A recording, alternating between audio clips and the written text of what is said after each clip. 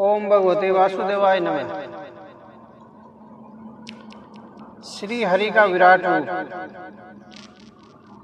श्री सुखदेव जी ने राजा परीक्षित से कहा, है राजन, जो अज्ञानी मनुष्य परमेश्वर की महिमा को नहीं जानता और केवल अपने भौतिक सुखों तथा भोग विलास में डूबा रहता है, उसकी सारी उम्र ऐसे ही बीत जाती है। रात दिन धन की हाय हाय और परिवार के भरण पोषण में ही वह समाप्त हो जाती है।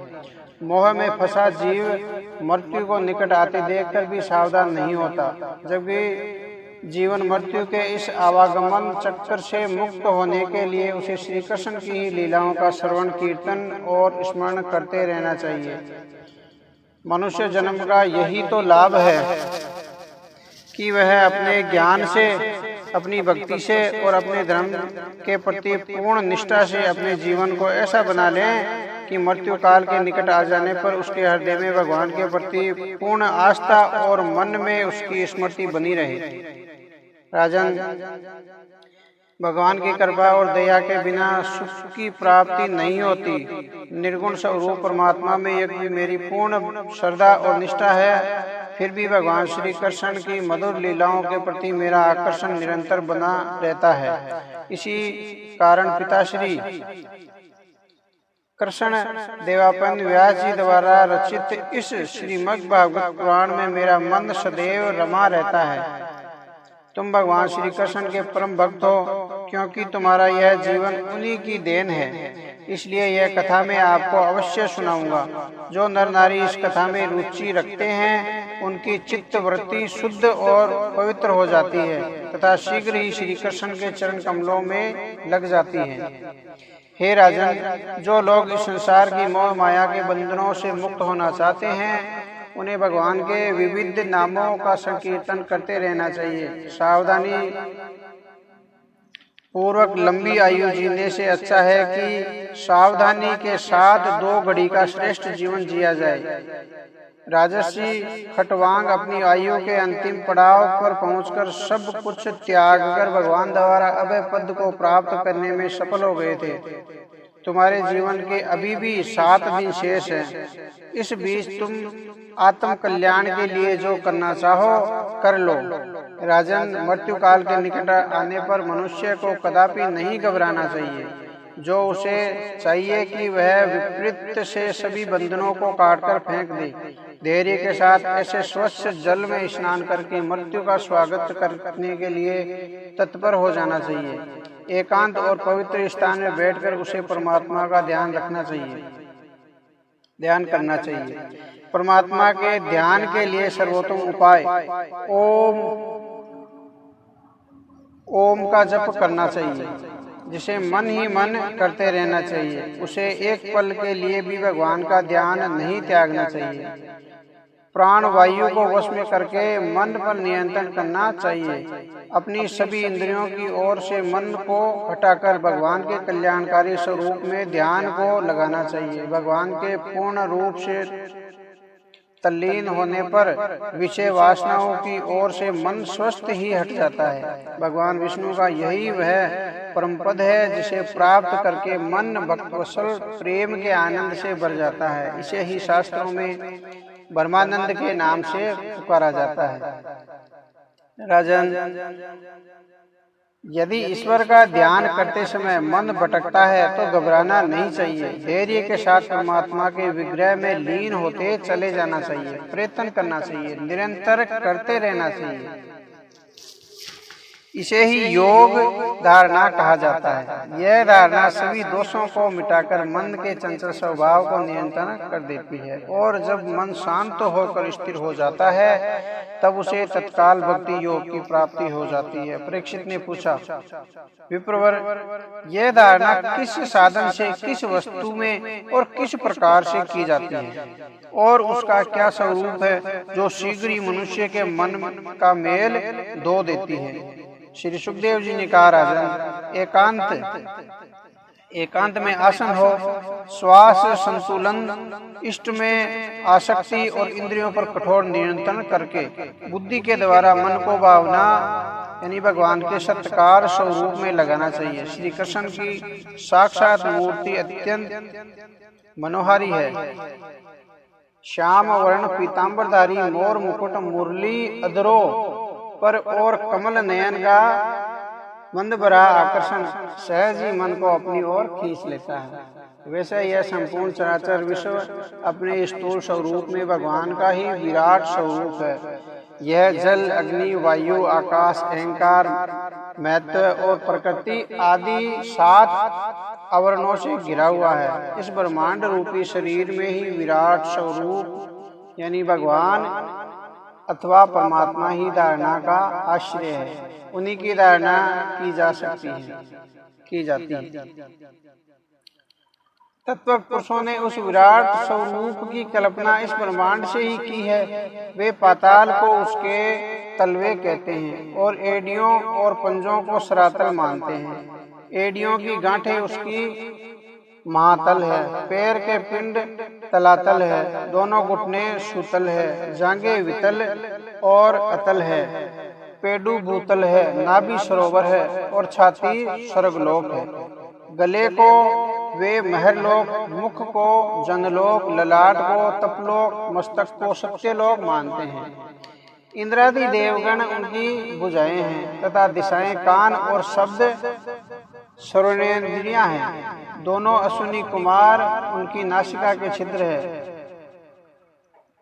गंध घ्राणेन्द्रियां हैं और दधकती हुई अग्नि उसका मुख है।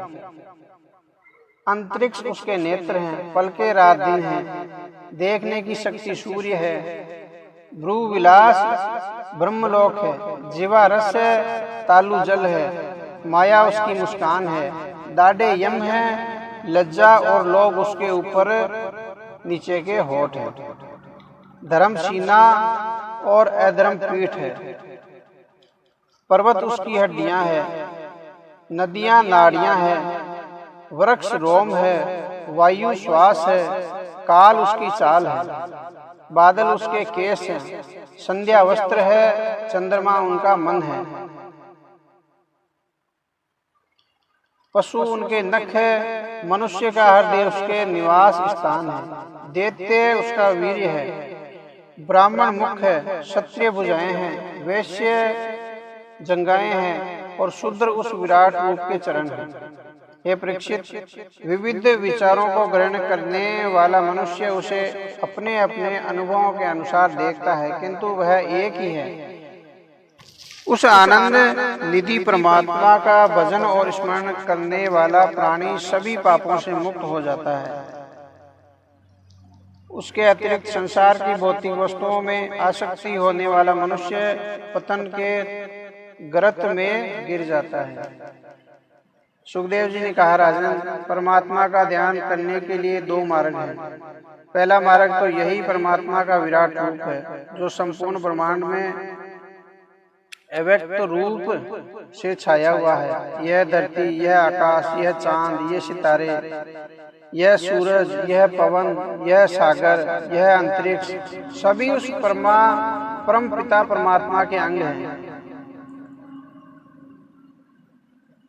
प्राणी मात्र में जो जीवन शक्ति विद्यमान है वही सूक्ष्म रूप में परमात्मा का अंश है। इस रूप को वही व्यक्ति पा जाता है जिसका मन सांसारिक मोह माया से बंधनों से विरक्त हो चुका है। तभी उसका ध्यान उस नारायण की ओर लग पाता है। जो लोग ज्ञानी हैं, बुद्धिमान हैं, वे 8 पहर हरि चरणों में ध्यान लगाकर सांसारिक प्रपंचों और नित्य प्रति के व्यवहारों से दूर हो जाते हैं।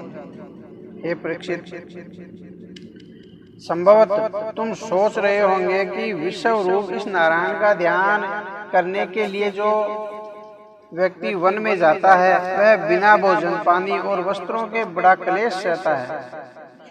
उस समय उसका मन परमात्मा के भजन पूजन में किस प्रकार लगेगा, परंतु नारायण तो सबके पालन करता है। अपने भक्तों के लिए वन में उन्होंने पहले से ही सारे पदार्थ सजाकर रखे हुए हैं।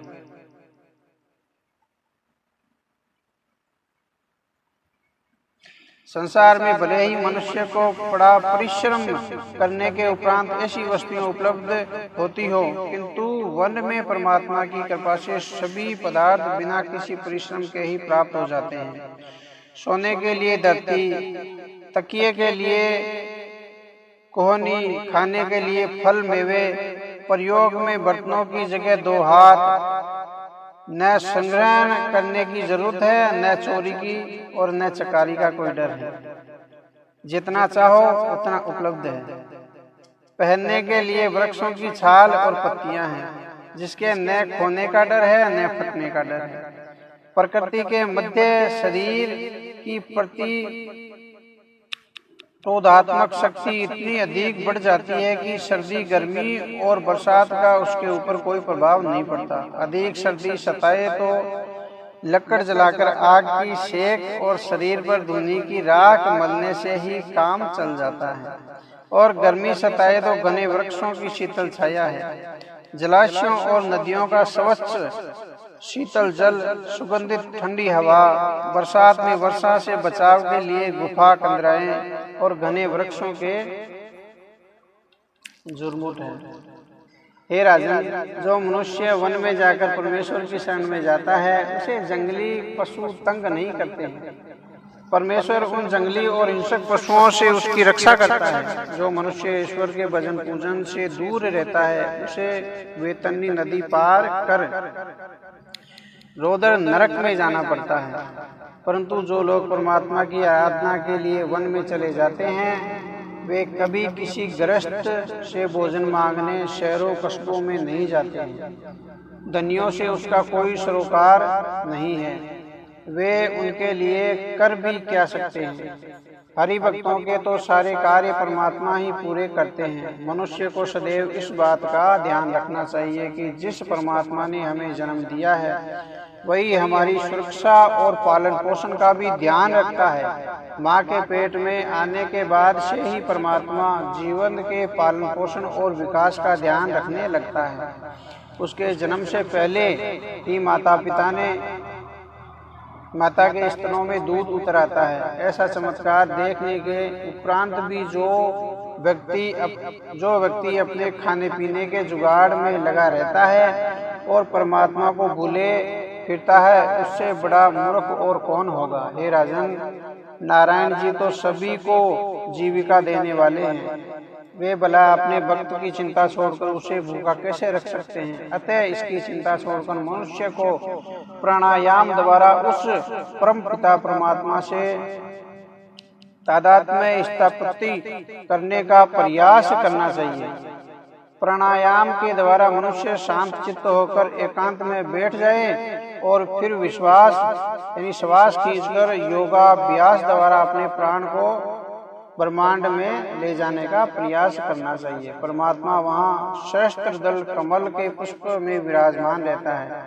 उस फूल का मुख नीचे की ओर रहता है। ध्यान साधना से उस पुष्प को सीधा करने का प्रयास करना चाहिए। ऐसी साधना से साधक का मन निर्मल हो जाता है और तब वह अपने मन की आंखों से परमात्मा का दर्शन करता है। उसके दर्शनों से उसे जो सुख प्राप्त होता है, वही परमात्मा का सच्चिदानंद स्वरूप है। यह ऐसा सुख है जिसकी कल्पना नहीं की जा सकती। इसे वही जान पाता है जो इसका अनुभव करता है। इस अनुभव के उपरांत ही मनुष्य योगीश्वर हो जाता है। तब उसे यश तप आदि कुछ करने की जरूरत नहीं रहती। वह समदर्शी हो जाता है। सभी जीवों के प्रति उसके मन में न तो शत्रुता रहती है और न मित्रता रहती है।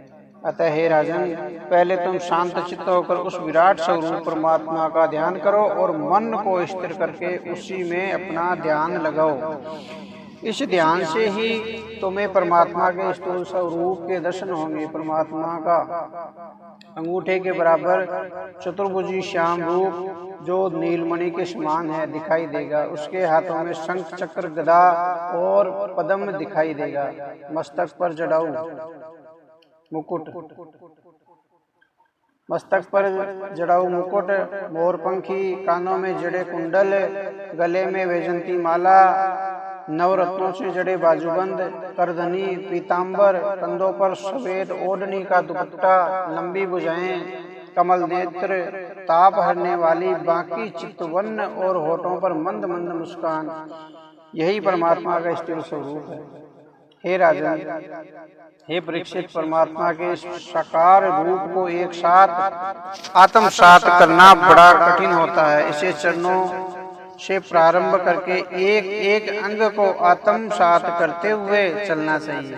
परमात्मा से आत्मसात होने पर जीव आवागमन के चक्कर से मुक्त हो जाता है। उसका सीधा प्रवेश वैकुंठ में होता है। जो लोग योग साधना से परमात्मा से साक्षात्कार करते हैं, उनके प्राण सूर्य को भेद कर वैकुंठ पहुंचते हैं। उन्हें पुण्य आवागमन के चक्कर में नहीं पड़ना पड़ता। किंतु जो लोग यश, तप, दान, तीर्थाटन आदि करते हुए अपना शरीर त्यागते हैं, वे चंद्रलोक से होकर देवलोक में अपने अपने कर्मों के अनुसार पहुंचते हैं। वहां का सुख दुख भोगकर उन्हें फिर से जन्म लेना पड़ता है। राजन, मकर राशि से मिथुन राशि तक का संक्रांति काल 6 माह का होता है। इन दिनों सूर्य उत्तरायण रहते हैं। इन्हें देवताओं के दिन कहा जाता है। इन 6 महीनों में मृत्यु को प्राप्त होने वाले जीव सूर्य द्वार से होकर वैकुंठ जाते हैं। और कर्क राशि से धनु राशि का संक्रांति काल भी 6 माह का होता है। इन दिनों सूर्य दक्षिणाय रहते हैं। ये देवताओं की रात्रि कहलाती है। इन 6 महीनों में मरने वाले लोग चंद्र द्वार से होकर अपने अपने कर्मों के अनुसार देवलोक जाते हैं। हे राजन, मुक्ति की ये 2 राहें हैं। इनके अलावा कोई तीसरी राह नहीं है। जो व्यक्ति मनुष्य जीवन काल पाकर भी परमात्मा से मिलने का प्रयास नहीं करता, वह जन्म और मृत्यु के चक्कर में पड़ा रहता है। 84 लाख योनियों में भटकता रहता है और असंख्य दुखों को सहन करता है। वह संसार में बार बार आता है और मोह माया के बंधनों में पड़कर पछताता रहता है और नष्ट हो जाता है। उसे सदैव यह ध्यान रखना चाहिए कि प्रत्येक पल के साथ उसकी आयु क्षीण होती जा रही है। इसलिए जो भी समय उसके पास है, उसे वह परमात्मा के स्मरण में लगाए। जो मनुष्य ईश्वर का भजन नहीं करता, वह पशु के समान है। जो मनुष्य परमात्मा को अल्प समय में ही स्मरण करता है, परमात्मा उसे अवश्य मुक्ति देते हैं। श्री कृष्ण ने गीता में कहा है, जब मनुष्य रोगाग्रस्त होकर किसी से मिलन की इच्छा लेकर किसी कार्य की सिद्धि अथवा बिगड़ा काम बनाने की लालसा से और किसी वस्तु को पाने की अभिलाषा से मुझे स्मरण करता है तथा ज्ञानी जब मुझे पहचान लेते हैं, तब मैं उनसे प्रसन्न होकर उनका अभीष्ट पूरा करता हूँ। अतः हे परीक्षित, तू अपने मन में किसी प्रकार भी संदेह मत कर, परमात्मा का स्मरण कर। इन 7 दिनों में निश्चय रूप से तेरी मुक्ति होगी। मैं श्रीमद् भागवत की कथा कहता हूँ, तुम उसे चित्त लगाकर सुनो।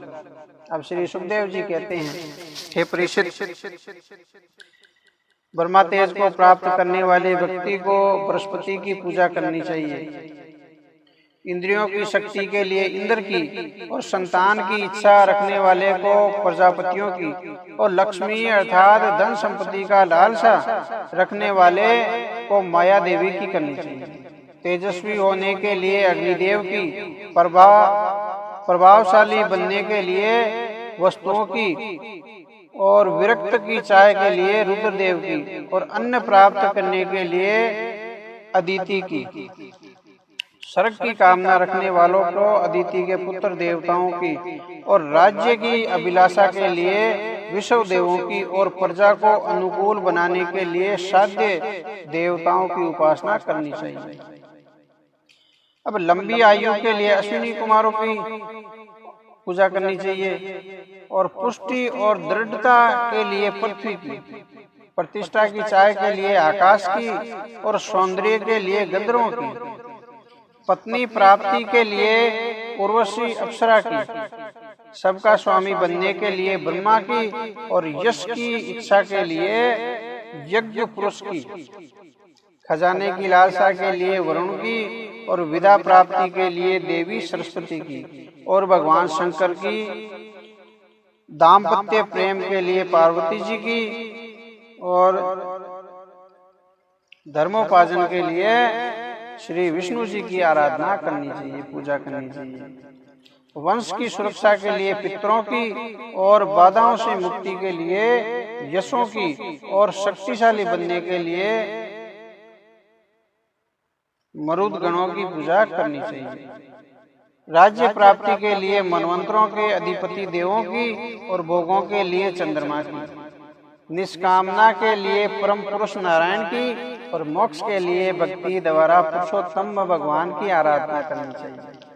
हे राजन, संसार में जितने भी उपासक हैं,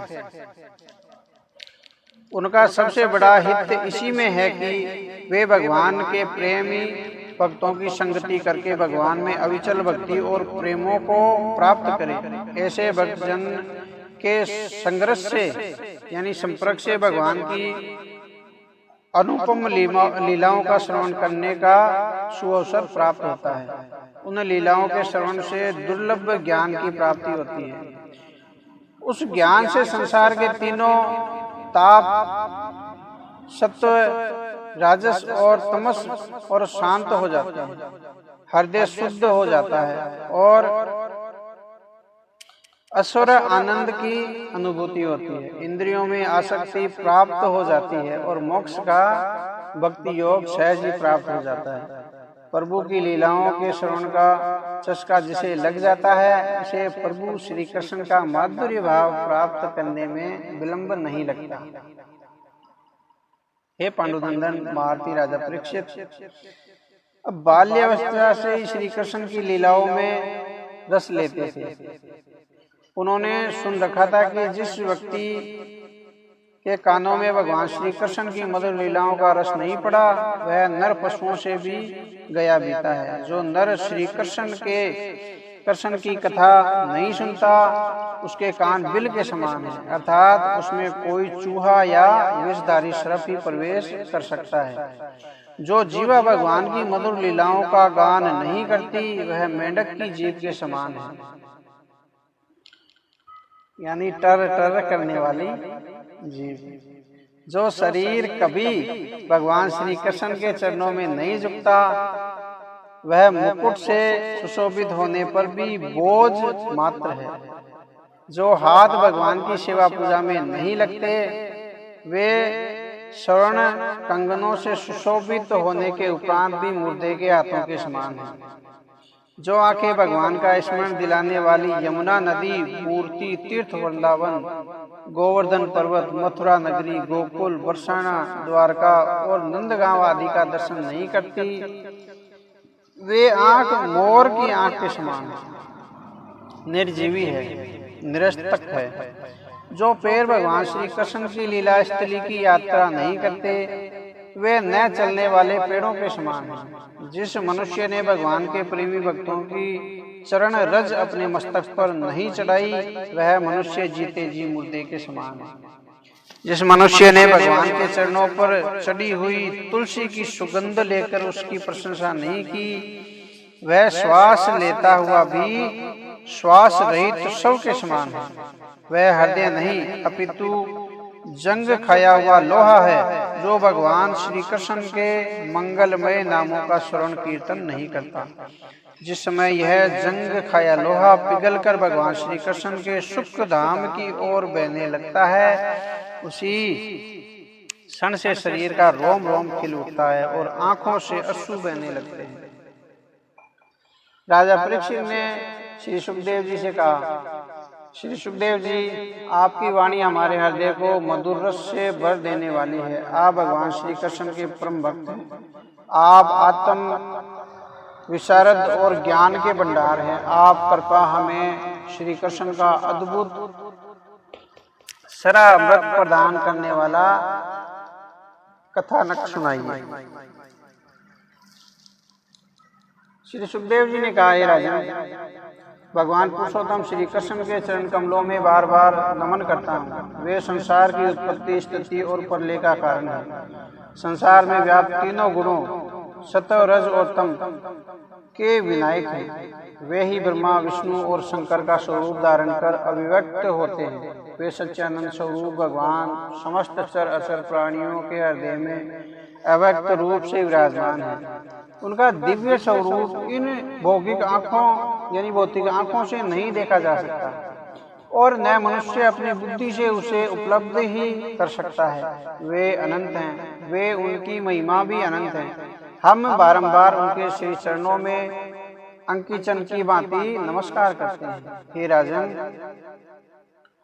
सत्पुरुषों का दुख हरण करने के लिए और पापियों का विनाश करके धर्म की स्थापना के लिए इस धरती पर अवतार लेते हैं। वे समदर्शी हैं और सभी किसी के साथ पक्षपात नहीं करते। वे अत्यंत भक्तवत्सल हैं, हठपूर्वक और भक्ति के बिना कोई उनकी छाया तक को स्पर्श नहीं कर सकता। वे अत्यंत ऐश्वर्य से युक्त होकर भी अपने ब्रह्म स्वरूप वैकुंठ धाम में विहार करते हैं। ऐसे श्री कृष्ण भगवान को मैं बार बार नमन करता हूँ, जिनका कीर्तन, स्मरण, दर्शन, वंदन, श्रवण और पूजा जीवों के पाप कर्मों को तत्काल नष्ट कर देती है। उन पुण्य कीर्ति भगवान श्री कृष्ण को मैं बारंबार नमस्कार करता हूँ। विवेक की पुरुष जिसके चरण कमलों की शरण लेकर सांसारिक मोह माया के बंधनों को त्याग कर परम पद प्राप्त कर लेते हैं। बड़े बड़े तपस्वी, दानी, यशस्वी, मनस्वी, सदाचारी, मंत्र वेदा और योगीजन अपनी अपनी साधनाओं को जिनके चरण कमलों में अर्पित कर देते हैं। नीच जातियां भी जिनके भक्तों की संगति से पवित्र हो जाती है। ऐसे मंगलकारी, दयानिधि, कल्याणकारी और यश देने वाले भगवान श्री कृष्ण के सर्वशक्तिमान स्वरूप पर मैं बार बार बलिहारी जाता हूँ, उन्हें नमन करता हूँ। हे राजन, भगवान श्री कृष्ण समस्त जीवों के आत्मा हैं, भक्तों के स्वामी हैं, ज्ञानियों के ज्ञान हैं, कर्म कांडवी ब्राह्मणों के लिए वेद मूर्ति है, धार्मिकों के लिए धर्म मूर्ति है और तपस्वियों के लिए तपय स्वरूप है। स्वयं ब्रह्मा, विष्णु, महेश और सैकड़ों देवगण भी जिनके अद्भुत स्वरूप को देखकर निरंतर चिंतन करते रहते हैं और आश्चर्यचकित होते रहते हैं। वे मुझ पर अपने अनुग्रह की कृपा करें, ऐसी मैं उनसे प्रार्थना करता हूँ। हे राजन, जो समस्त संपत्तियों की स्वामिनी श्री लक्ष्मी जी के पति हैं, जो समस्त यज्ञों के भोक्ता और फल देने वाले हैं, जो संपूर्ण प्रजा के पालन करता और रक्षक है, जिन्होंने यदुवंश में अवतार लेकर अंधक, वर्षणी, भोज और यदुवंशियों की रक्षा की तथा जो एकमात्र उनके आश्रयदाता हैं, वे भक्तवत्सल संत जन के सर्वस्व श्री कृष्ण मुझ पर प्रसन्न हो। विद्वान पुरुष जिनके चिंतन से आत्म तत्व का साक्षात्कार करते हैं, जो अपनी कृपा से भक्तों को प्रेम और मोक्ष प्रदान करते हैं, जिन्होंने ब्रह्मा के हृदय में ज्ञान की देवी सरस्वती को प्रकट कर वेदों की रचना की, जिन्होंने पंचभूतों से शरीर की रचना करके जीवन रूप में उनमें चयन किया, जिन्होंने समस्त इंद्रियों को सक्रिय किया, मन और 16 कलाएं निर्मित की, वे सर्वस्व भूतमय भगवान मेरी प्राणी यानी मेरी वाणी को अपने गुणों से अलंकृत करे। मैं वासुदेव अवतार सर्वज्ञ भगवान व्यास के चरणों में बार बार नमन करता हूँ और कथा प्रारंभ करता हूँ।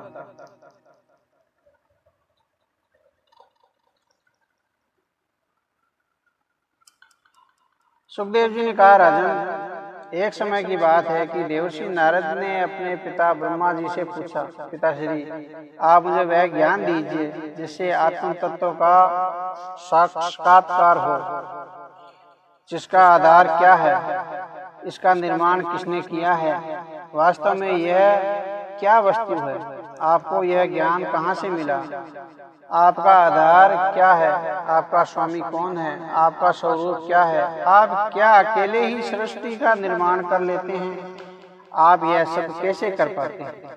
ब्रह्मा जी ने नारद को उत्तर दिया, हे पुत्र, मुझसे परे स्वयं भगवान है। जब तक कोई उन्हें जान नहीं लेता, तब तक लोग मुझे ही सृष्टि का कर्ता समझते हैं। परंतु यह सूर्य, चंद्र, सितारे, अग्नि, ग्रह, नक्षत्र आदि सभी उसी परमात्मा के प्रकाश से प्रकाशित हो रहे हैं। मैं भी उन्हीं स्वयं प्रकाश भगवान के दिव्य प्रकाश से उद्भासित हो रहा हूँ। मैं उस वसुदेव भगवान की वंदना करता हूँ जिनकी दुर्जन माया से मोहित होकर लोग मुझे ही सृष्टि आदि कर्ता मान लेते हैं। उनकी माया से मोहित होकर ही लोग यह मैं हूँ, यह मेरा है जैसे भ्रम में पड़े रहते हैं। मेरा आधार और ज्ञान उन्हीं के द्वारा स्थित है। हे नारद, इस जगत में दिव्य यानी धन, कर्म, काल, जीव का स्वभाव वस्तुतः भगवान से भिन्न नहीं है। वेद और देवगण भी इन्हीं नारायण के अंगों के कल्पित हुए हैं। समस्त यज्ञ नारायण की प्रसन्नता के लिए किए जाते हैं। समस्त योग साधनाएं, तपस्या, भक्ति, भजन, कीर्तन, ज्ञान, परिमार्जन, कर्मकांड और उपासनाएं उसी परमपिता को पाने के लिए की जाती है। वे विद्रष्ट है, स्वामी है, निर्विकार होने पर भी सर्वस्वरूप है। उन्हें ही मुझे बताया है और उनकी इच्छा के अनुसार ही मैं सृष्टि की रचना करता हूँ। सृष्टि, स्थिति और प्रलय के लिए 3 गुण सत्व, रजोगुण और तमोगुण माया के द्वारा उनमें स्वीकार किए जाते हैं। इनसे मोहित होकर ही कार्य, कारण और कर्तापन के अहंकार से मनुष्य अपने को ही सब कुछ मान लेता है। इंद्रियों से परे भगवान ने इन 3 गुणों के आवरण से अपने को ढक रखा है, इसलिए लोग उन्हें नहीं जान पाते हैं। इस जगत के और मेरे स्वामी वे ही वासुदेव भगवान हैं। हे नारद, जब मायापति भगवान ने एक से बहुत होने की इच्छा की, तब उनके अनेक रूप हो गए। उनकी नाभि कमल से निकली, कमल नाल के ऊपर विराजमान कमल के पुष्प पर मेरा जन्म हुआ। मुझे नारायण ने सृष्टि रचना की आज्ञा दी। तब उन्हीं की माया से मैंने सात्विक, राजस और तमस 3 गुण उत्पन्न किए। मैंने उन्हीं के द्वारा 5 तत्व जल, अग्नि, पृथ्वी, आकाश और वायु का निर्माण किया। इन 5 तत्वों से मिलकर जीव बनाया है। इस जीव में शब्द, स्पर्श, रूप, रस, गंध की 5 तन्मात्राओं के लिए 5 ज्ञानेंद्रियां और 5 ही कर्मेंद्रियां बनाई हैं। 5 ज्ञानेंद्रियां में कान, त्वचा, नेत्र, जिह्वा और नाक है, जिनके द्वारा जीव सुनता है, स्पर्श का अनुभव करता है, देखता है, स्वाद लेता है और सूंघता है। अब 5 कर्मेंद्रियां हैं। वाणी, हाथ, पैर, गुद्दा, जनेंद्रियां हैं, जिनके द्वारा वह बोलता, कर्म करता और गमन करता है, मल त्यागता है और नए जीवन की उत्पत्ति करता है।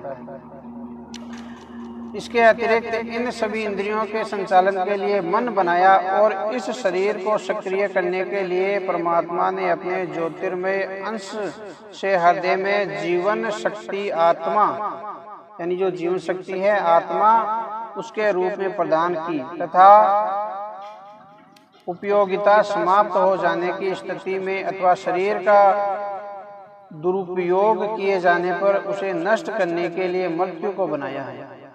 यदि नहीं उसकी इच्छा पर विविध दिशाएं, सूर्य, चंद्र, तारे, नक्षत्र, ग्रह, वरुण, अश्विनी कुमार, अग्नि, वायु, इंद्र, विष्णु, शंकर, मित्र, प्रजापति आदि देवगण और उनकी शक्तियां उत्पन्न की हैं। हे पुत्र, इन 5 भूतों, इंद्रियों, मन, सत्व, रज और तम आदि के मिश्रण से ही ब्रह्मांड का निर्माण संभव हो सका है।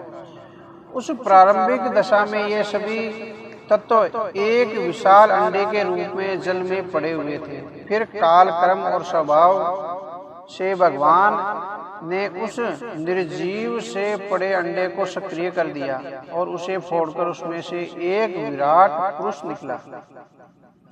उस पुरुष की जंघाएं, चरण, भुजाएं, नेत्र, मुख और सिर सहस्त्रों की संख्याओं में थे, यानी बहुत थे। उसके कमर के नीचे 7 पाताल और कमर के ऊपर 7 स्वर्ग की कल्पना की जाती है। ब्राह्मण इस विराट स्वरूप का मुख है, भुजाएं क्षत्रिय हैं, जांघें वैश्य हैं और पैर शूद्र हैं। इस प्रकार यह विराट स्वरूप सर्वलोकमय है। ब्रह्मा जी ने कहा, उस विराट पुरुष के मुख से वाणी और तेजस्वी अग्निदेव प्रकट हुए।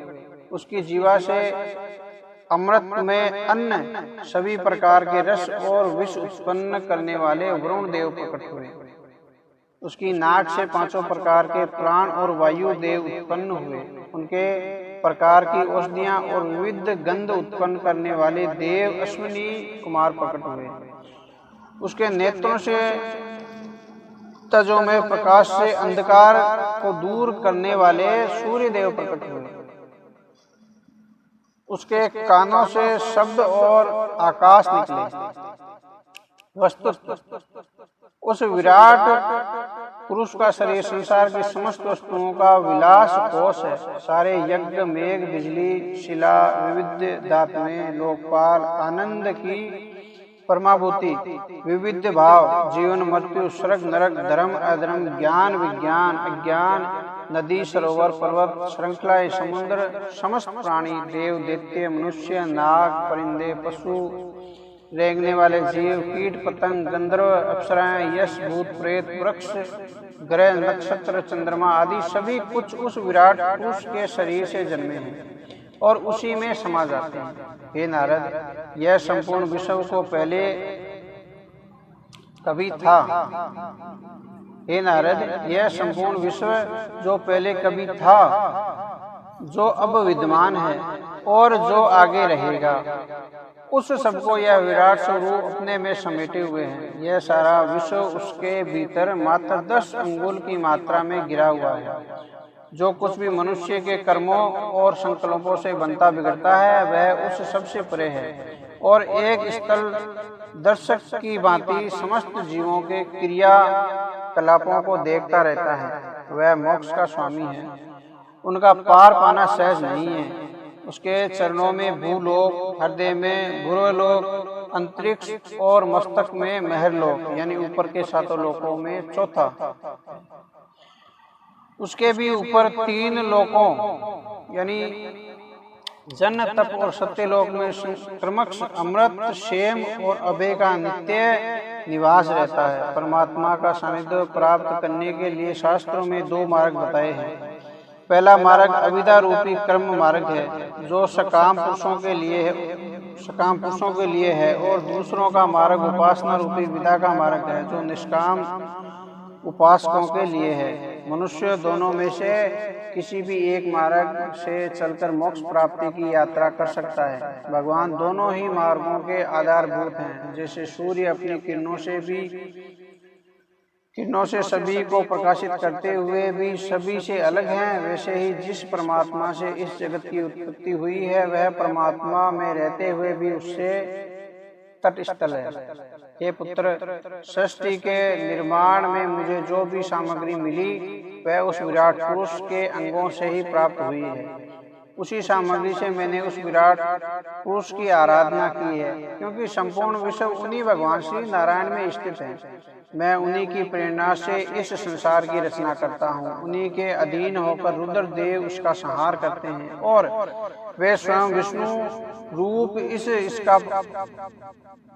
इसमें इसका पालन करते हैं। ऐसा कुछ भी नहीं है जो परमात्मा से विलग हो। प्रिय नारद, मैं प्रेम पूर्वक उत्कंठित हृदय के उद्गारों से भगवान का नित्य स्मरण करता रहता हूँ और सदैव उन्हीं में मगन रहता हूँ। इसी से मेरी वाणी कभी असत्य नहीं होती, मेरा मन कभी असत्य का संकल्प नहीं करता, मेरी इंद्रियां मन के विपरीत होकर कभी भी मर्यादा विहीन नहीं होती। मैं उन्हीं की कृपा से वेद मूर्ति हूँ और बड़े बड़े प्रजापति मेरी वंदना करते हैं। मैं परम मंगल में शरण वत्सल कल्याण स्वरूप जीवन मृत्यु के आवागमन चक्कर से मुक्ति दिलाने वाले ऐसे वासुदेव भगवान नारायण को नमन करता हूँ। उनकी माया अपरंपार है, वे अत्यंत और असीम है। बुद्धि विलास से उन्हें जानना असंभव है, इसलिए हम भक्ति भाव से उसकी अवतारी लीलाओं का वर्णन करके उनके प्रति अपनी श्रद्धा के सुमन चढ़ाते हैं।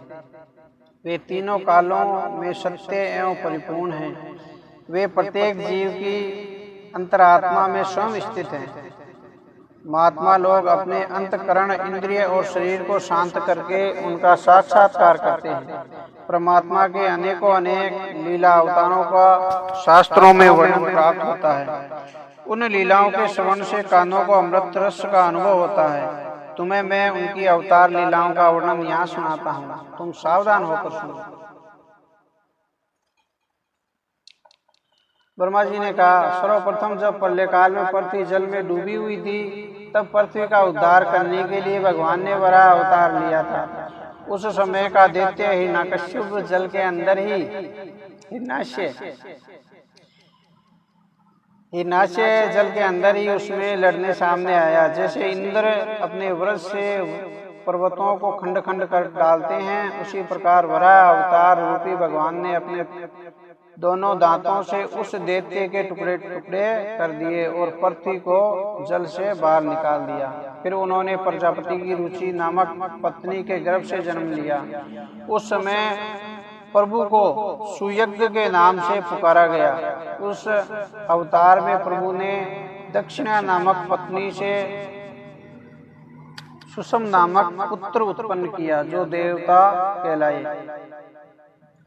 उन्होंने तीनों लोकों के संकट हर लिए। इसी से स्वयंभू मनु में उन्हें हरि नाम से पुकारा। हे नारद, कर्मद प्रजापति के घर देवहूति के गर्भ से 9 बहनों के साथ भगवान ने कपिल के रूप में तीसरी बार अवतार लिया। उन्होंने अपनी माता को आत्म ज्ञान का उपदेश देकर उनके हृदय के सभी मल यानी कीचड़ को धो दिया और वे कपिल भगवान के वास्तविक रूप को जान सकी। इसके बाद अत्रि मुनि की इच्छा पूर्ण करने के लिए उन्होंने अपनी पत्नी अनुसुईया के गर्भ से जन्म लिया।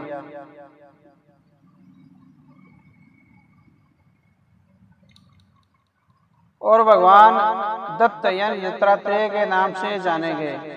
भगवान दत्तात्रेय ने राजा यदु और राजा शस्त्र अर्जुन आदि को योग, भोग और मोक्ष की सिद्धि प्रदान की।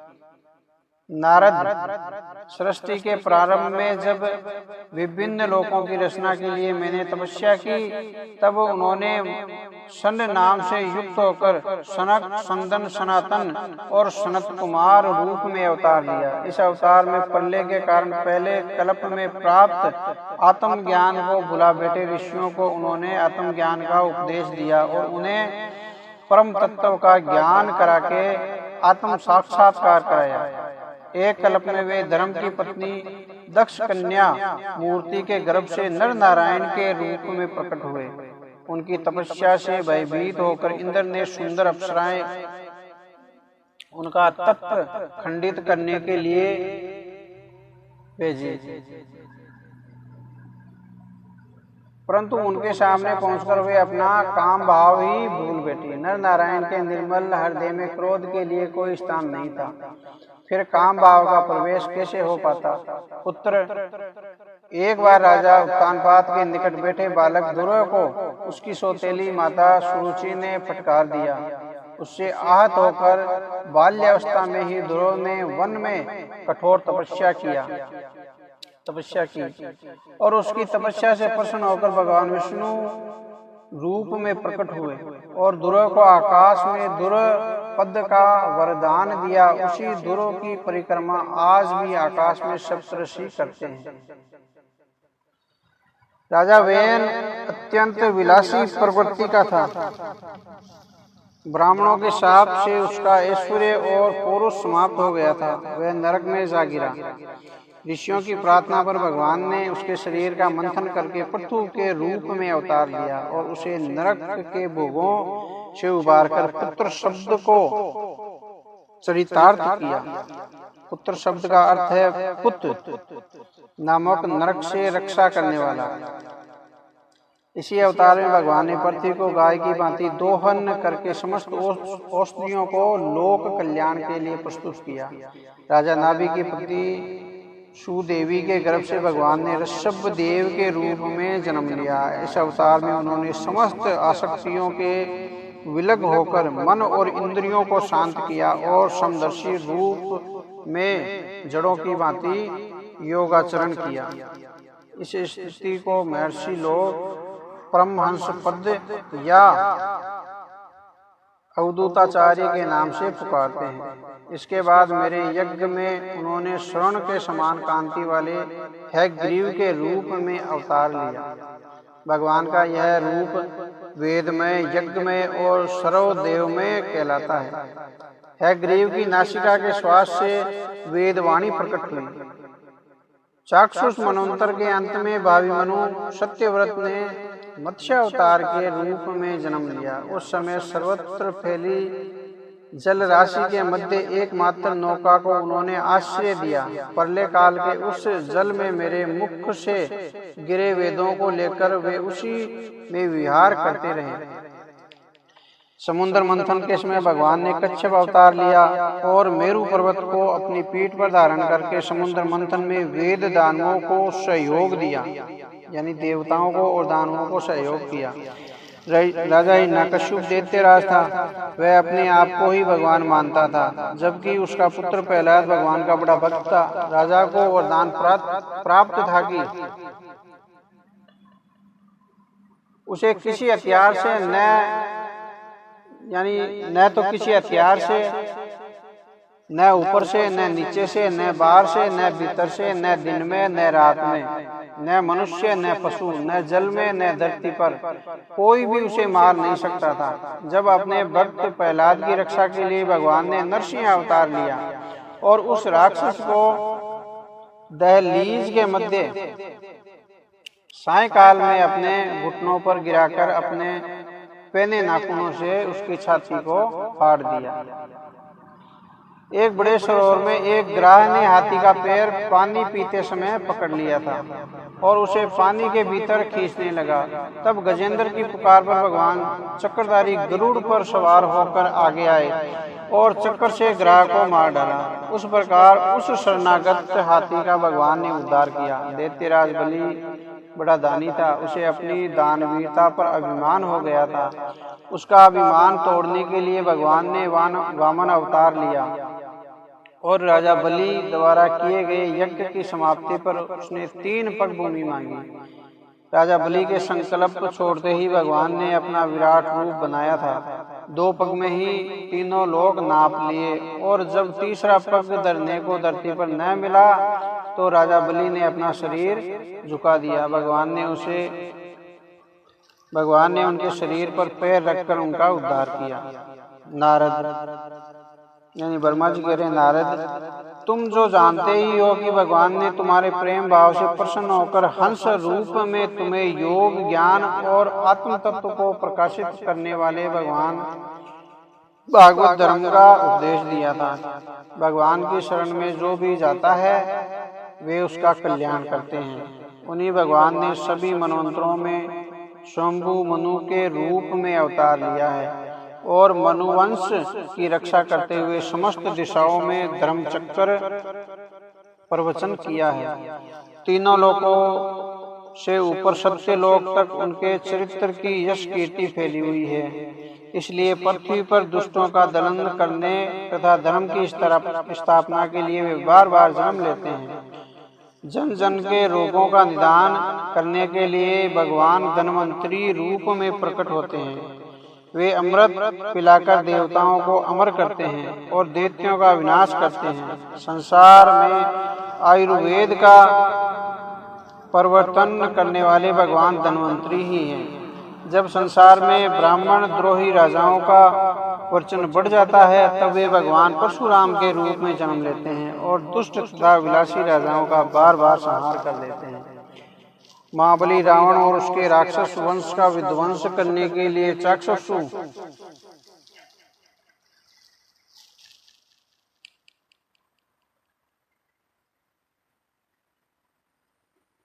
इक्ष्वाकु वंश में लक्ष्मण, भरत और शत्रुघ्न के साथ दशरथ नंदन श्री राम के रूप में अवतार लेते हैं। जिस समय धरती पर दैत्य वंश और दुष्ट राजाओं का वर्चस्व सर्वाधिक रूप से बढ़ जाता है, उस समय पृथ्वी का भार हल्का करने के लिए भगवान श्री बलराम जी सहित श्री कृष्ण के रूप में अवतरित होते हैं। उस समय वे ऐसी ऐसी अद्भुत लीलाएं करते हैं जिन्हें समझना प्रत्येक व्यक्ति के बस की बात नहीं है। पूतना के प्राण हरण करना, यशोदा माता को अपने मुख से ब्रह्मांड के दर्शन कराना, बाल्य अवस्था में ही अपने पैर के अंगूठे से बड़े भारी छकड़े को हवा में उछाल देना,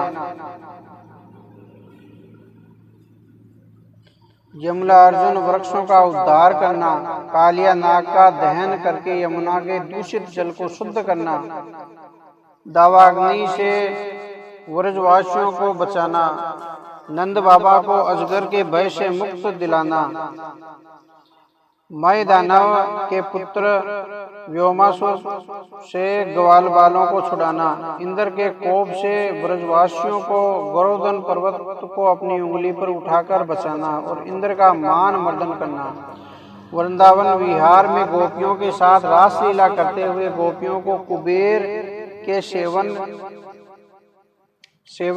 शंखचूड़ द्वारा अपहरण करने से बचाना, देनकासुर, बकासुर, केसी,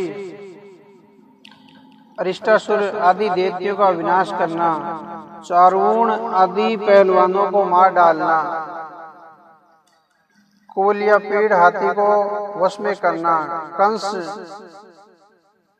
काल्यवन, भौमासुर, साल्व, शंबासुर, विदुरथ,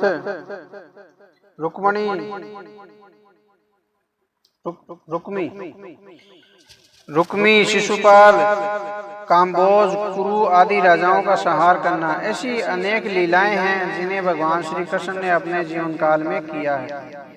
भगवान श्री कृष्ण प्रत्येक कल्प में सत्यवती के गर्भ से जन्म लेकर व्यास रूप में वेदों का पारायण करते हैं और इसे विभिन्न शाखाओं में विभाजित करके उनकी परंपरा को आगे बढ़ाते हैं। जब मनुष्यों में कल्कि काल के आने पर असंख्य पापों का उदय होगा तब वे भगवान बुद्ध के रूप में उनका कल्याण करेंगे और कल्कि काल के अंत में जब सत्पुरुषों के घर भी भगवान की कथा में विदन्न पड़ने लगेगा, ब्राह्मण, क्षत्रिय तथा वैश्य पाखंडी हो जाएंगे और शूद्रों का राज्य आ जाएगा तथा कहीं भी धर्म का आहान और यश की ध्वनि सुनाई नहीं देगी, तब कलयुग पर शासन करने के लिए भगवान कल्कि अवतार लेंगे।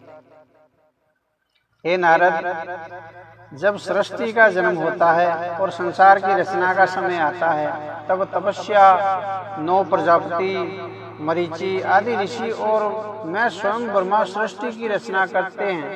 उसी समय धर्म, विष्णु, मनु, देवगण और राजा लोग पृथ्वी पर शासन करते हैं।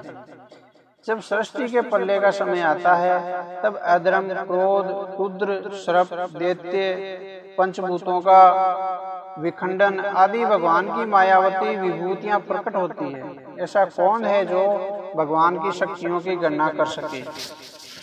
समस्त सृष्टि की रचना और संहार करने वाली माया उनकी ही शक्ति है।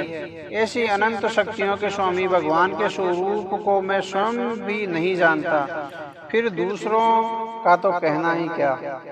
आदिदेव भगवान शेष भी अपने सहस्त्र मुखों से उसका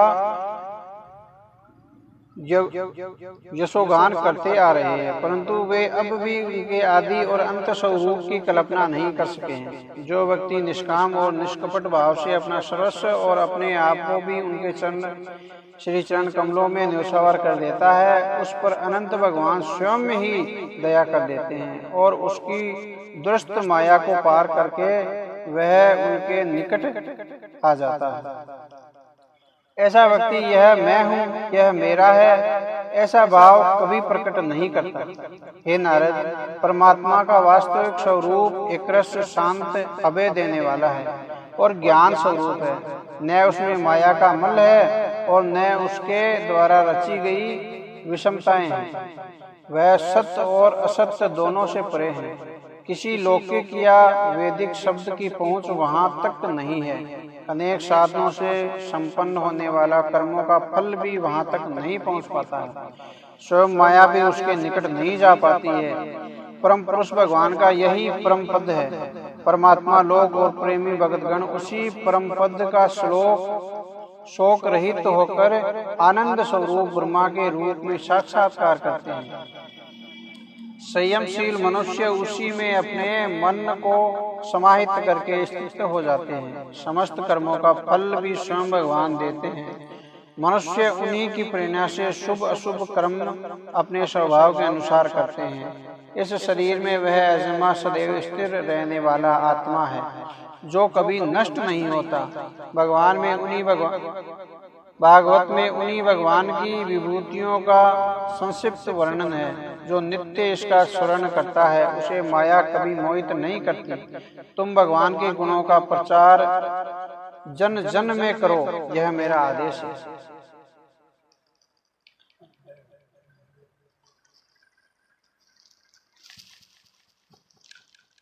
राजा परीक्षित ने श्री सुखदेव जी से पूछा, भगवान आप वेदांतों में श्रेष्ठ हैं। मैं आपसे यह जानना चाहता हूँ कि जब ब्रह्मा जी ने नारद जी को भगवान के स्वरूपों का वर्णन सुनाया, भगवान ने गुणों का प्रचार करने का आदेश दिया,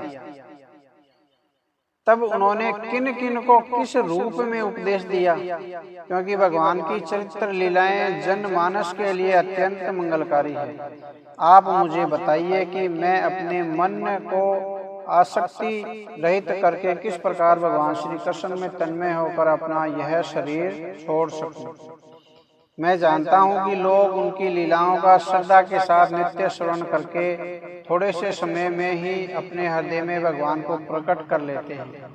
श्री कृष्ण के हृदय में प्रवेश करते ही समस्त मेल नष्ट हो जाता है। जिसका हृदय शुद्ध हो जाता है वह श्री कृष्ण के चरण कमलों को एक क्षण के लिए भी छोड़ना नहीं चाहता। भगवान, यह सत्य है कि जीव का पंचभूतों से कोई संबंध नहीं है, फिर भी उसका शरीर पंचभूतों से ही बनता है।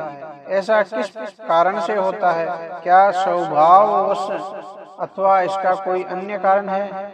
आपने बताया कि ब्रह्मा की उत्पत्ति भगवान के नाभि कमल से हुई और उन्होंने भगवान की प्रेरणा से लोकों की रचना की। इस जीव को आपने सीमित अवयवों से ढका हुआ बताया है। उसी प्रकार परमात्मा भी सीमित अवयवों अर्थात माया से अविच्छिन्न है। फिर इन दोनों में क्या अंतर है? माया के स्वामी परम पुरुष परमात्मा अपनी माया का त्याग करके किस रूप में चयन करते हैं? भगवान, लोकपालों की विराट पुरुष के अंगों से रचना और लोक तथा लोकपालों के रूप में उनके अंगों की कल्पना से आपका क्या अभिप्राय है?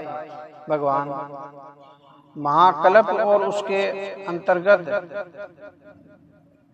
अवान्तर कल्प किसे कहते हैं? भूत, वर्तमान और भविष्य काल का अनुमान किस प्रकार से किया जाता है? क्या स्थूलीधारी जीवों की आयु लंबी हुई है, बंधी हुई है? काल की इस सूक्ष्म गति और श्रुति को तथा स्थूल गति वृक्ष को किस प्रकार से जाना जाता है? विविध कर्मों से जीवों की कितनी और कैसी गतियां होती हैं?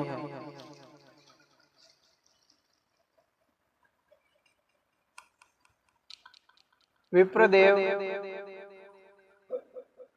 देव, मनुष्य आदि की योनियों सत्व, रज और तम इन तीन गुणों के फलस्वरूप ही प्राप्त होती है। किस योनि में जाने के लिए कौन से अभिष्ट कर्म करने चाहिए? पृथ्वी, पाताल, दिशा, आकाश, ग्रह, नक्षत्र, पर्वत, नदी, समुद्र, द्वीप और उसमें रहने वाले विविध जीवों की उत्पत्ति कैसे होती है? ब्राह्मण का परिमाण अंदर से और बाहर से कितना है? महापुरुषों के चरित्रों का, वर्णाश्रम के वेदों का और धर्म का सार क्या है? इसका निरूपण कीजिए। मनुष्यों के साधारण और विशेष धर्म कौन से हैं? तत्वों की संख्या कितनी है? उनके स्वरूप और लक्षण क्या हैं? भगवान की आराधना हम कैसे करें? योग की उत्तम रीति कौन सी है? उससे कौन सी गति प्राप्त होती है?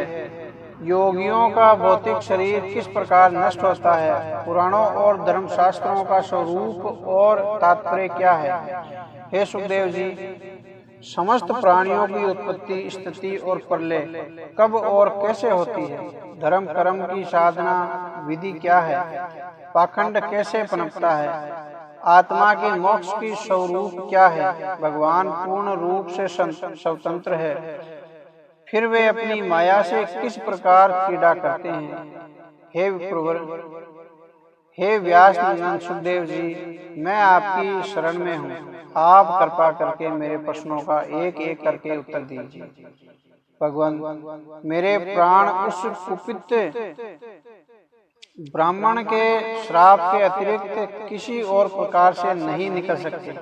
आप मुझे भगवान की अमृतमयी लीला का पान कराइए। सूत जी ने कहा, शौनकादि ऋषियों, राजा परीक्षित की प्रार्थना पर श्री सुखदेव जी ने प्रसन्न होकर राजा के प्रश्नों का उत्तर इस प्रकार दिया।